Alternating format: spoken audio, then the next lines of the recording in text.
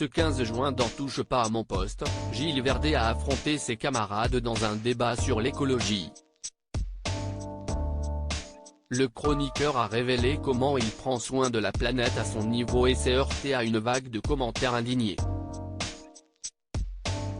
Présent depuis des années dans Touche pas à mon poste, Gilles Verdet s'est toujours fait remarquer pour ses coups de gueule. Très engagé, le chroniqueur de Cyril Hanouna n'hésite pas à défendre ses idées, quitte bien souvent à se confronter aux avis divergents de ses camarades. C'est encore ce qui s'est passé le 11 mai dernier, après l'annulation de la diffusion du film Tomboy dans un collège, qui aborde la question du genre chez les enfants. Et c'est avec Benjamin Castaldi que Gilles Verdet s'est heurté ce soir-là. C'est un collège privé catholique, les parents ont fait un choix. Je ne suis pas forcément d'accord avec cette interdiction, mais je comprends que les parents qui ont choisi un collège catholique pour leur enfant soient dérangés, avait nuancé le mari d'Aurore Allemand. Un point de vue qui avait provoqué la colère de Gilles Verdet, qui n'avait pas pu résister à lui lancer un ta gueule d'exaspération.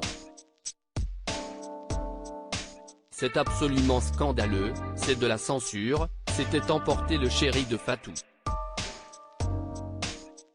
Gilles Verdet ne tire pas la chasse et ce jeudi 15 juin, c'est un autre sujet qui a provoqué un débat houleux sur le plateau de Touche pas à mon poste, la dégradation d'une œuvre de Claude Monet par deux militantes écologistes, dans un musée en Suède. Heureusement, le tableau était protégé par une vitre et n'a donc pas été recouvert de cette peinture rouge. Un geste qui n'a été applaudi par personne sur le plateau, sauf par Gilles Verdet, qui est un fervent défenseur de ce genre d'action.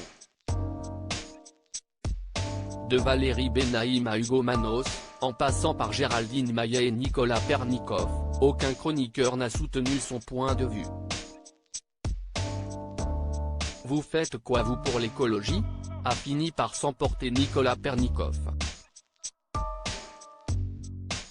C'est alors que Gilles Verdet a fait une révélation peu ragoûtante sur ses habitudes.